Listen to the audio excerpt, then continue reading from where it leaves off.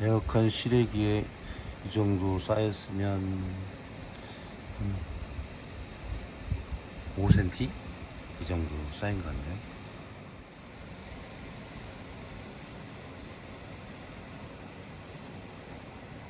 짠, 해가 떴습니다. 이런 세상.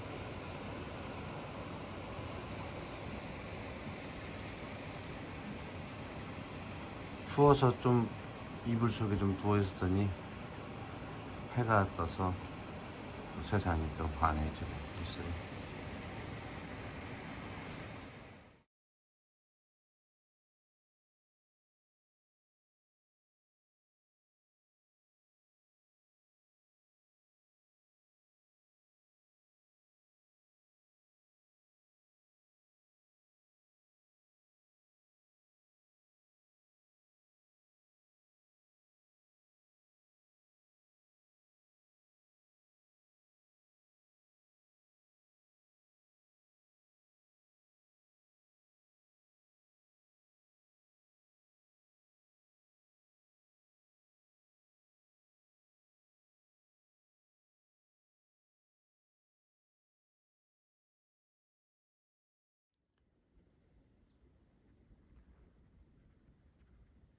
아무도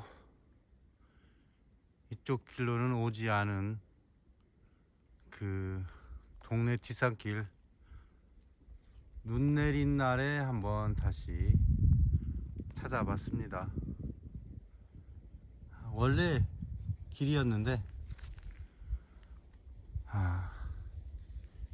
이제는 사람들이 다니지 않으니까 없어진 길입니다. 황량하죠.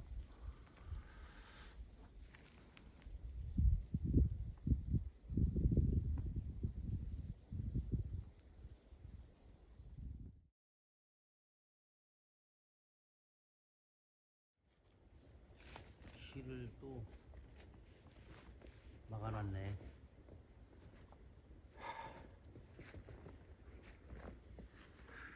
눈이 이만큼 쌓였어요. 뭐. 이 정도는 쓸어야 되겠네.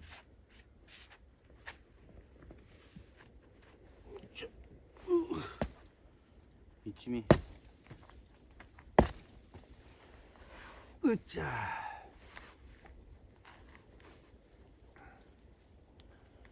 여기가 말이죠, 이게 지금 길이에요. 길. 여기에서 제가 한 3번 정도 이런 영상을 찍었던 걸로 기억이 돼요. 뭐 같은 얘기를 했던 것 같기도 하고. 길이었으나 길이 아니게 된 곳. 그러니까 여기도 이게 등산길에 하나, 이거 등산길이 이 근처에 몇 개 있는데, 여기도 그냥 괜찮은 코스인데 나무가, 이게 오동나무 쓰러진 채 길을 막았어요. 그러니까 사람들은 참, 사람뿐만 아니라 모든 그런 짐승들도 그럴 거예요. 뭐냐면 공간에 대한 뭐랄까, 걸림새, 그게 되게, 경계라고 할게요. 그게 되게 불편해지거든요. 그러니까 여기에 공간에 줄 하나만 매여 있어도 그 줄 때문에 신경이 거슬리는 거예요. 그래서 이렇게 큰 나무가 길을 막고 있을 때는 돌아가게 되죠. 거기를 넘어서거나 비껴나려고 하지 않고. 근데 그 돌아서는 곳이 편하면 그쪽으로 가게 되는데, 그쪽은 또 가시덤불이에요. 그리고 이쪽은 또 어딘 경계처럼 누가 망을 쳐놓고 막아놓고 있고요. 그러니까 이 길을 걸어야 되는데 이게 편하지가 않는 거죠. 실제로도 걷기가 좀 편하지 않고, 사람이 많이 다니면 길은 돼요. 근데 길조차도 이런 게 막고 있을 경우에는 안 가지게 된다는 거죠. 그게 마치 그 아까 줄 하나만 쳐 있어도 걸리는 듯한 불편함이 있듯이 말이죠. 그래서 이 길은 사람이 다니지 않는 길이 되어 버렸어요. 제가 여기를 가끔 찾죠. 지금도 오니까 눈길에 한 번도 사람이 가본 적이 없고, 또 그 전에도 여름엔가 한번 왔었는데 모기 물면서 그때도 여기는 막혀 있었습니다. 그때도 사람이 안 다녔다는 얘기예요. 자, 제가 올해 여러 가지 일을 했는데 보람적인 것을 찾았다 한다면, 저는 그동안 요가를 제 개인적인 수련이나 수행 이런 것 말고, 제가 또 그나마 가지고 있는 역할이라고 할까요? 기술적인 측면을 빼고 그 부분을 좀 놓았어요. 꽤 됐죠. 한 거의 남 앞에 서서 요가를 지도하는 것은 거의 제가 한 20년 가까이를 안 했어요. 또 요청도 없었고요. 제가 또 요청이 있다고 해도 그 기간 동안은 아마 안 했을 거라고 생각이 들어요. 왜냐면 어떤 면에서 익어보지 못한 그 땡감 같은 느낌. 저 혼자는 그 길을 찾아갈 수 있는데, 지팡이를 짚고든 눈을 감고 더듬어서 가든 저는 자신이 있는데, 다른 사람들한테 그렇게 하라고 차마 못 하겠더라고요. 그래서 그 홍시가 되기를 기다려 본 거죠. 저 나름대로. 이게 굳이 요가라는 이름 속에서 수행하는 것보다는 세상 살면서 사람들과 이 부딪히면서 주고받고, 또 상처받고, 아프고 슬프고 괴롭고 고통스럽고 절망스러울 때까지도 그 사람들과 함께, 그것조차가 인생 수업이다 생각한 거예요. 얼마 전에 그 어느 유튜브 방송을 보니까 그 태백산맥 그 쓴 저자 조정래 선생이 나와서 그 여러 가지 이야기를 하는데, 굉장히 저는 좀 실망스러웠어요. 벼가 익으면 고개를 숙여야 된다, 그런 말처럼 어느 정도 저 정도 되는 경지에 있다면 자기 자랑보다는 좀 더 겸손해야 되는데, 너무 외골적으로 자기에 대한 그 이야기를 하는 거예요. 소위 늙은 꼰대 같은 소리들을 하고 있더라고요. 참 마음이 아팠습니다. 좀 겸손하게 얘기해도 충분히 그 사람을 인정할 텐데, 자기 자신에다가 자꾸 화장을 씌우고 있는 폼이 그 참 나이 먹은 사람의 모습이 저런 건가 싶을 정도의 회의가 좀 들었어요. 막 비판하자는 건 아니에요. 그런 태도가 뭐냐면, 자기는 사람들을 만나지 않는답니다. 오직 글을 쓰기 위해서 시간을 거기다 할애할 뿐, 사람들과 만나는 시간 자체가 아깝고 그럴 필요가 없다는 거예요. 그러면서 사람들의 이 민중들의 이야기들을 쓰고 있다는 게 얼마나 우스꽝스러워요. 얼마나 교만하고, 얼마나 많이 알면 사람들을 만나지 않고 상상 속에서 버무려진 그 과거의 어떤 기억들과, 또는 사료, 그 자료들을 찾아서 거기에다가 자기가 스케치하고 그림을 그리고 색칠을 한다고 하는 그 태도가 저는 좀 마땅치가 않았어요. 왜냐,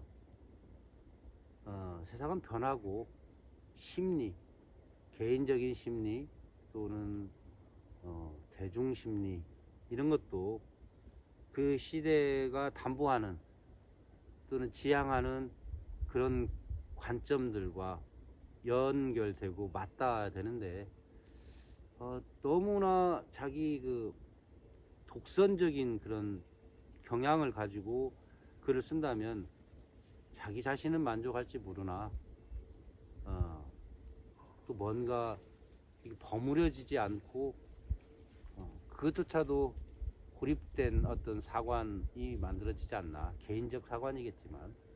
근데 문제는 개인적 사관뿐만이 아니라 그게 대중들한테 지대한 영향을 미친다는 거죠. 고집쟁이 외골수의 그 태도가 과연 글에 얼만큼 많게 그 희노애락과 아픔과 슬픔이 절절하게 진정성 있게 녹아들 것인가에 대해서 회의가 들었다는 그런 얘기예요. 좀 안타깝더라고요. 그런 점에서는. 아깝겠죠. 글을 쓰는데 사람들과 만나고 여러 가지 잡소리라고 할게요. 쓸데없는 소리 하다 보면 자기가 그려가는 그림이 이 머릿속에서 흐트러지거나 깨질 수도 있겠죠. 그럼 수정하면 되잖아요. 근데 그것조차도 아깝다 하는 것은 멋진 소설가라기보다는 그냥 나이 먹어서 자기가 옳다라고 주장하는 그런 늙은 사람에 지나지 않았다. 그래서 그런 부분은 비판하고 싶었습니다. 그러면서 저도 좀 속도를 내서 올겨울에 썼다가 만 소설을 한번 그 양반 때문에 자극받아서 써볼까, 그런 약간 오기 같은 게 생겼어요. 저도 대하 소설이거든요. 한국전쟁에 소위 빨갱이, 빨치산이라고 하는, 또는 파르치티잔, 좀 더 말하면 유격대, 예? 우리나라에서 처음 시도된 건 뭐 홍길동이나 또는 누구 장군 있잖아요. 홍의 장군, 곽재우, 이런 사람들은 여기 저기 여기에서 출몰을 하잖아요. 한 존재가 저 앞산에서 야 하다가 또 뒷산에서 여기 있다 막 이런 거, 그것 보고 유격 전술이라고 해요. 그러니까 잠깐만요. 이거 불편하다.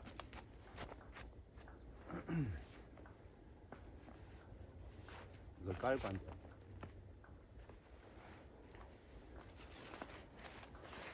자, 그 유격대를 그 러시아에서는 하나의 전투의 방법으로 보고 파르티잔이라고 했죠. 그것을 이제 발음상에서 따왔는지 모르겠지만 빨갱이라고 불러버렸고, 지금도 약간 좌쪽에 서 있는 사람들을 빨갱이라고 부르죠. 그냥 뭐 모르고 막 하는 거예요. 정말 모르고 왜 빨갱이라고 부르는지조차도 모른 채 그렇게 좋은 글씨를 이마에다 써버리죠. 자기 나름대로. 그리고 그걸 믿는 거예요. 문제는 언제 누군가 알려줘서 아 그랬어? 그러면 바꾸는 게 아니에요. 그냥 죽을 때까지 믿게 되는 거예요.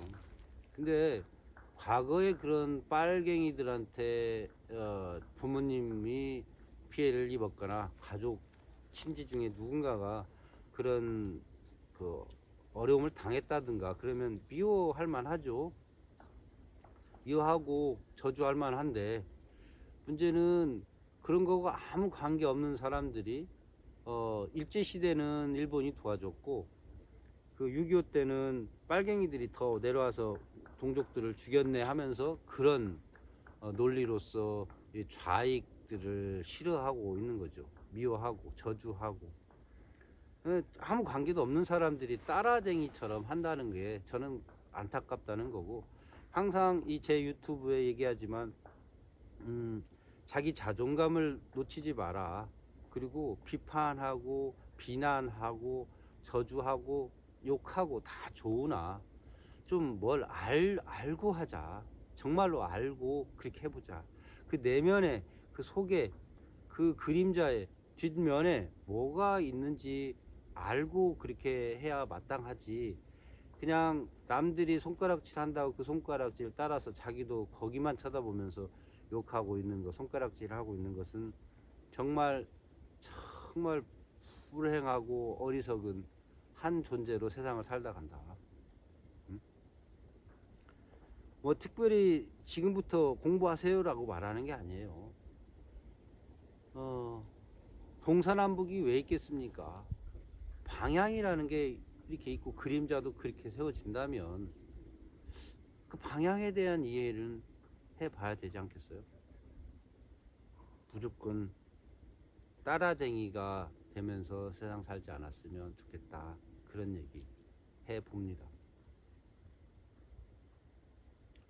그래서 다시 요가 얘기로 돌아가면 요가를 20년 만에 저기 하필이면 외국에 가서 키르기스탄 있는 대학생들 한 30여 명 두고 내가 그렇게 하고 싶었던 잔디밭 위에서 널찍한 공간에서 요가를 일주일간 같이 하고 왔다, 지도하고 왔다는 건데 너무 저도 좋았습니다. 근데 이제 짧은 시간에 요가라는 것을 전달해야 되고 이야기하고 통역을 통해서 또 해야 되니까 좀 시간이 더 배로 들었다는 거. 저는 자세를 가르치려고 했었던 건 아니니까 요가는 어떤 것이라는 걸 명확하게 알려주고자 했고요. 그게 왜 우리한테 필요했고 어떤 문화유산이었는지 인류의 그런 것들에 대해서 얘기를 충분히 했습니다. 제 유튜브에도 조금씩 그걸 넣긴 했는데 잘라서 참 그건 보람이 있었습니다. 다른 역할, 뭐 정부 관계자들 모인 자리에서 뭐 사회를 보고 뭐 소개를 하고 이런 것들도 충분히 제 역할을 해왔지만 국제 간 협력 사업이에요. 무상 협력, ODA 사업이라고 문화를 지원한다, 문화 지원 사업인데 거기에 이제 뭐 초청 강사 뭐 이런 형식으로 제가 참여를 했었고요. 그래서 요가를 하면서 참 공간에 대한 안타까움이 지금도 여전히 있습니다. 계속 노력 안 한 건 아니에요. 어떤 폐교 같은데 널찍한 쓰지 않은 그런 공간에 연수 형태로 할 수도 있고요. 또 예약 형태로도 할 수 있고 일일로 놀이를 통한 힐링 뭐 이런 것들과 함께 오랫동안 준비했는데 제가 시골에서 열심히 혼자 불 깎는 걸 보셨을 거예요. 유튜브 오랫동안 보신 분들은 그것도 하나의 오기였어요. 지금 여기가 풀을 깎지 않고 어수선하고 그러다 보니까 있던 길도 사람들이 오지 않고 사라져 버린 건데 여기를 정말 예쁘게 또 단장하면 어떻게 알고 사람들 다 또 이 길로 걸어옵니다. 그래서 앞에서 뭔가 누군가 수고하는 사람은 있어야 된다는 거죠. 그 답답함 때문에 풀이 마치 원수 같은 느낌으로 그냥 막 길 옆에 있는 것은 깎았고요. 그 개운함을 경험을 했습니다.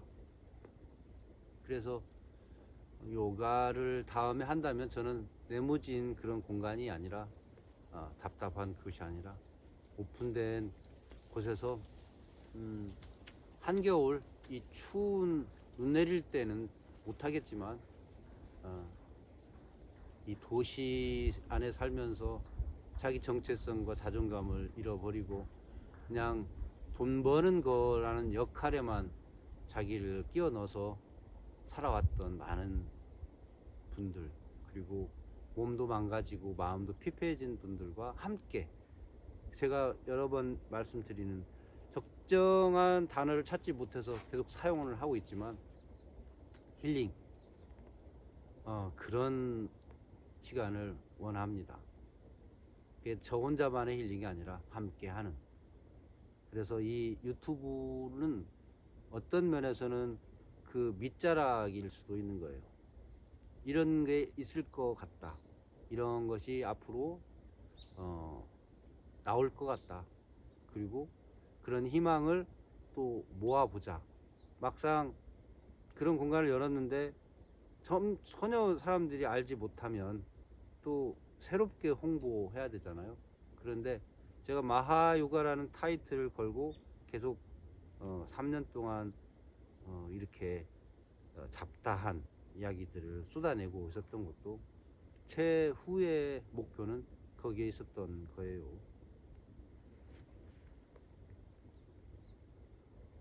잠깐만요. 맥주를 한 잔 마셔야 되겠습니다. 제가 물을 끓여가지고 물이 식지 않아서 그냥 이걸 하나 들고 왔어요.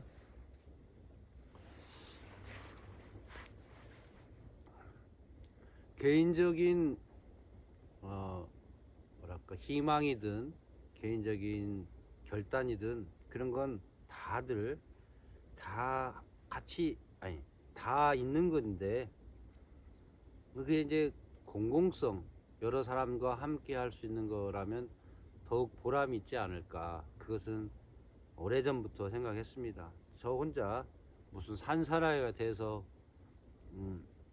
산에 산다 뭐 이런 것이 아니고 함께 사람들과 어울려 보고자 하는 거예요. 제가 아까 그 조정래 소설가 선생님을 비판을 했는데 그 양반하고 저하고는 관점이 다를 거니까 그분이 그 사람 나름대로 개별성의 원칙에서는 옳을지라도 저는 함께 살아가는 세상이라는 거죠. 아마도 긴 시간이 흐르지 않고 짧은 시간 안에 그런 공간이 만들어질 거라고 기대해 봅니다. 올겨울 숙고하고 게으르지 않게 나름대로 해야 될 것 찾아서 하고요.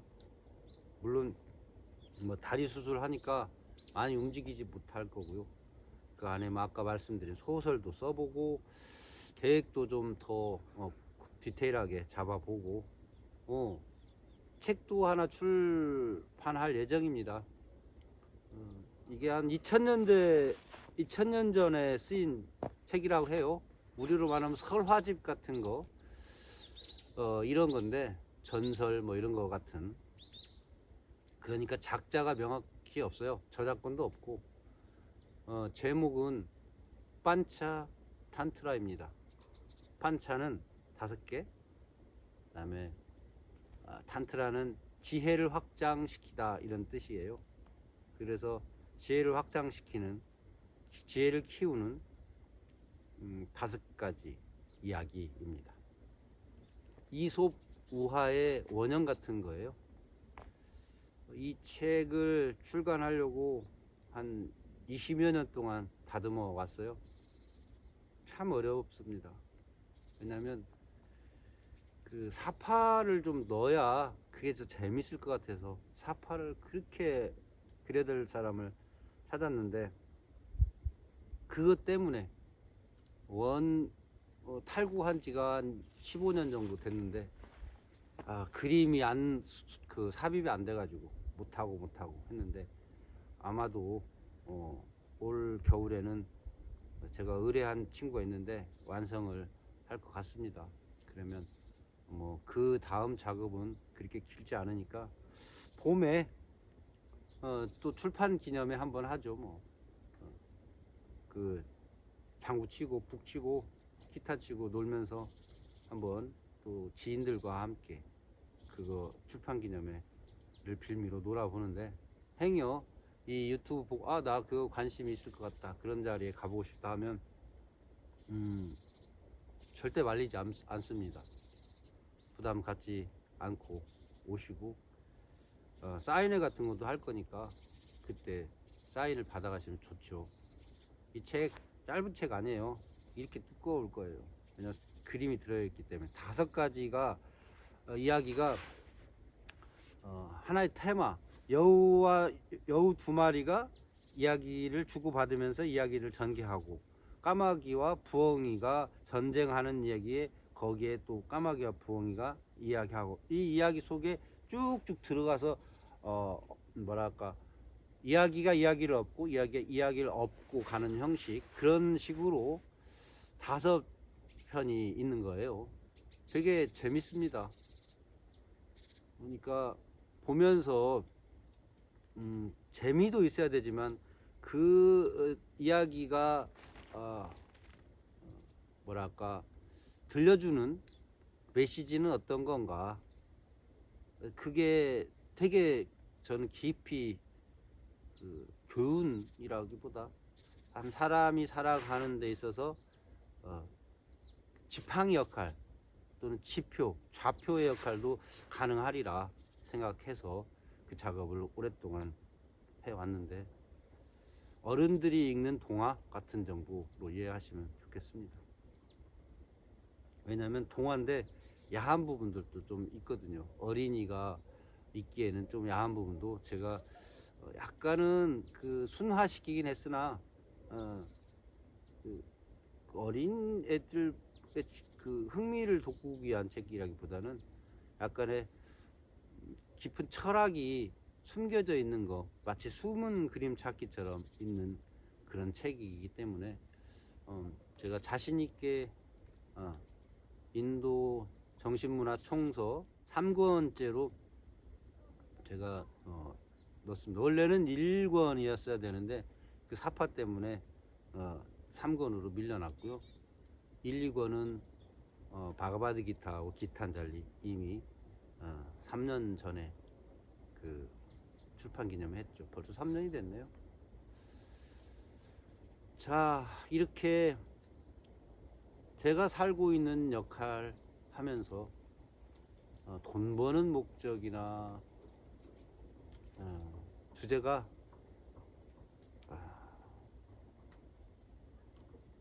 돈의 관점이 아닌 걸로 세상을 살다 보니까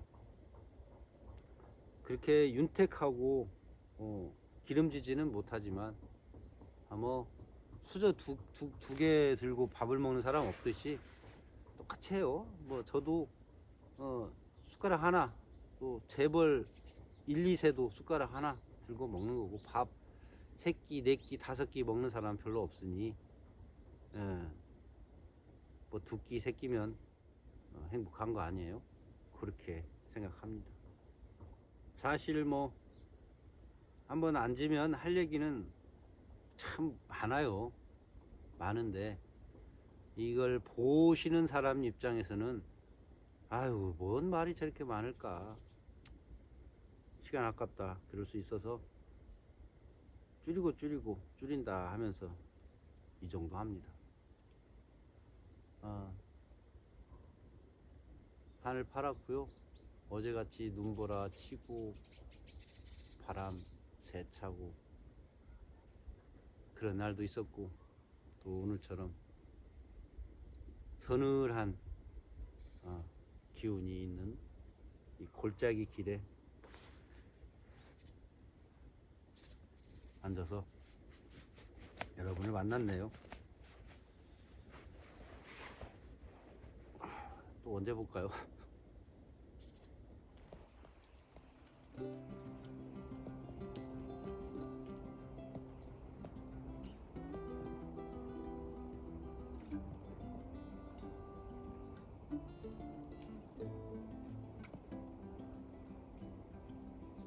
눈이 깨져서 흩날리고 있습니다. 이렇게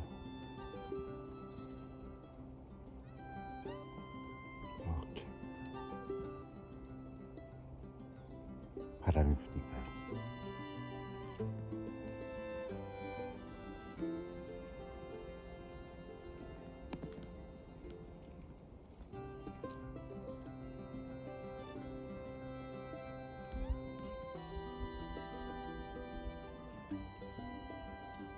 이게 겨울산이에요. 이게 멋지죠?